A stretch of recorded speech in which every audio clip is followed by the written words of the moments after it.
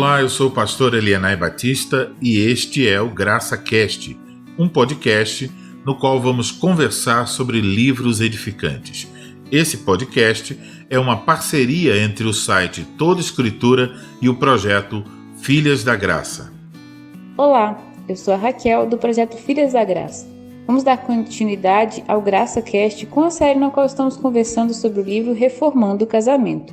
Reformando o Casamento é uma obra de Douglas Wilson, publicada pelo CLIRI, Centro de Literatura Reformada. Encorajamos você a continuar acompanhando a nossa série e também a ler ao livro. Para esse episódio, nós temos a seguinte pergunta: argumentar contra a realidade de que o marido é o líder do lar é como atirar-se de um precipício para contestar a lei da gravidade. Essa é uma das falas do Douglas Wilson no capítulo 2. Ele vai dizer que o marido tem uma autoridade inescapável, que foi dada por Deus.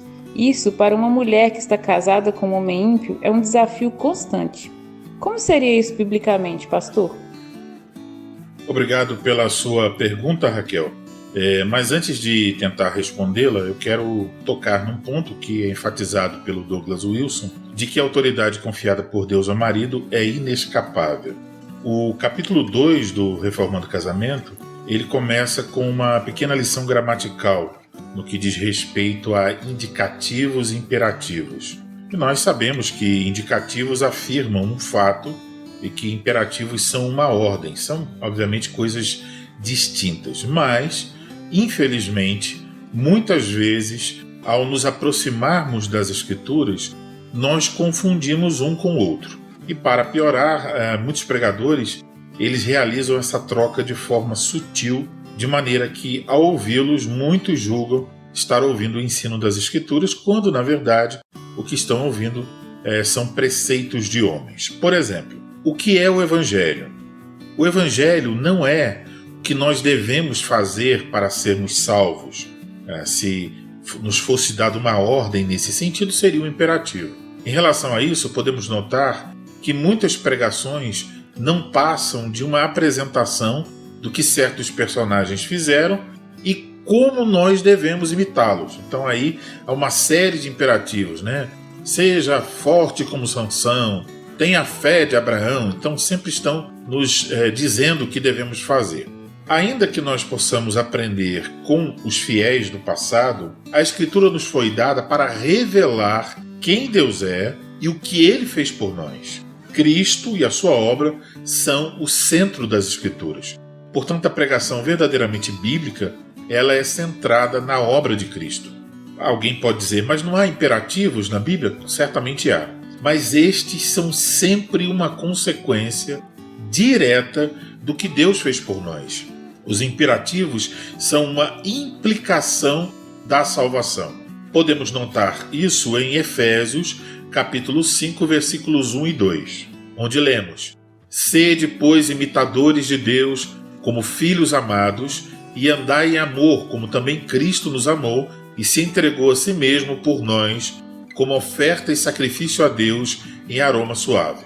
O indicativo aqui nesse texto é o seguinte: Cristo nos amou e se entregou a si mesmo por nós, como oferta e sacrifício a Deus em aroma suave. Por causa disso, nos é ordenado: sede, pois, imitadores de Deus, como filhos amados, e andai em amor. Então, o imperativo aqui é andar em amor e ser imitador de Deus, como filhos amados. Esse imperativo, ele tem como sua fonte a ação de Deus, né? O indicativo aqui mostra o que Deus fez por nós em Cristo Jesus.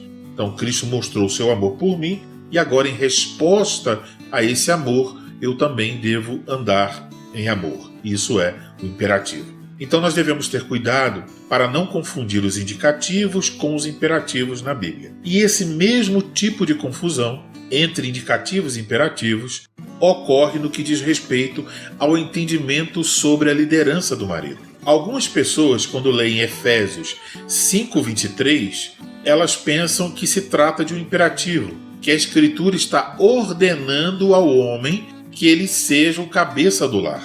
Mas ouça o texto, Efésios 5:23.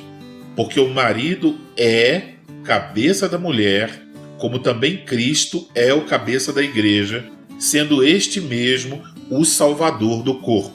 Portanto, a autoridade do marido é apresentada com um indicativo e descreve pelo menos uma parte do que é o casamento. Tal afirmação ela pode ser até chocante na nossa cultura, mas ela é bíblica. Percebam que noivos que adentram ao casamento sem este entendimento certamente terão problemas no que diz respeito aos seus deveres. Vamos ler agora outra passagem, Efésios 5:25. Maridos, amai vossa mulher, como também Cristo amou a igreja e a si mesmo se entregou por ela. Veja que aqui nós temos um imperativo. Então podemos colocar assim: o que o marido é o indicativo. Ele é o cabeça de sua esposa. O que o marido deve fazer como cabeça? Imperativo: amar sua esposa. Portanto, ele é descrito como cabeça do lar e é dito a ele que ele deve exercer essa liderança amando sua esposa.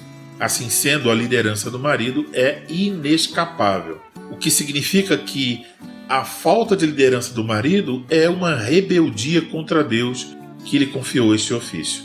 Ele pode fugir, ele pode negligenciar, ele pode ser um líder fraco e frouxo, mas ele continuará sendo cabeça do lar, pois isso não diz respeito ao que ele faz, mas ao que ele é, pelo mandato de Deus.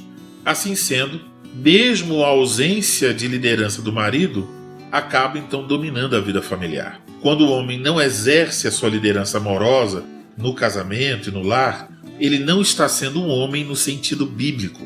E o pior, uma vez que o casamento é uma imagem do casamento de Cristo com sua igreja, este homem acaba por dizer mentiras a respeito de Cristo. Assim sendo, cada marido deve se perguntar: o que estou dizendo a respeito de Cristo através de meu casamento? Estou dizendo que Cristo é um menino imaturo ou um homem de verdade? Estou dizendo que Cristo ama a sua igreja ou a trata mal? Estou dizendo que Cristo é fiel ou infiel à sua noiva? Na introdução do livro, observamos uma citação de John Bunyan, através da qual ele exorta os maridos dizendo que eles deveriam ser tão crentes a ponto de fazerem a esposa crente dizer: Deus não apenas me deu um marido, mas um marido que é uma pregação diária de como Cristo trata a sua igreja. Aqui surge então uma pergunta para mim e todos os maridos: que tipo de pregação você é para a sua esposa? Uma pergunta aos futuros maridos: que tipo de pregação você pretende ser? Infelizmente, a vida de certos maridos que se dizem cristãos não passa de uma grande heresia. Tudo que suas esposas poderão dizer é: eu tenho um marido, mas tudo que ele me diz a respeito de Cristo, através da forma como me trata, é uma grande mentira.